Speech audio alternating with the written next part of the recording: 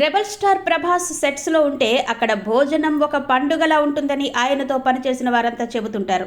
తాజా చిత్రం రాజాసాబ్ షూటింగ్ సమయంలోనూ హీరోయిన్లు మాళవిక మోహనన్, రిద్ధి కుమార్లకు ప్రభాస్ మర్చిపోలేని జ్ఞాపకాలను అందించారు. సాధారణంగా ప్రభాస్ రకరకాల వంటకాలను తెప్పించి వడ్డిస్తారని అందరికీ తెలుసు. అయితే ఈసారి ఒక అడుగు ముందుకేసి మాళవిక మోహనన్ కోసం ఆయన స్వయంగా చికెన్ బిర్యానీ వండి వడ్డించారట.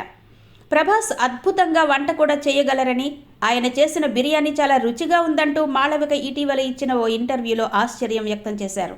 మరో హీరోయిన్ రిద్ధి కుమార్కు ప్రభాస్ ఒక అందమైన వైట్ డిజైనర్ చీరను కానుకగా ఇచ్చారు. షూటింగ్ ప్రారంభమైన కొత్తలోనే ప్రభాస్ ఈ బహుమతిని పంపగా ఆమె దానిని ఎంతో భద్రంగా దాచుకున్నారు. ఇటీవలే జరిగిన సినిమా ప్రీ రిలీజ్ వేడుకలో అదే చీరను ధరించి వచ్చి ప్రభాస్ ఉదారతను స్టేజ్ మీద గుర్తు చేసుకున్నారు.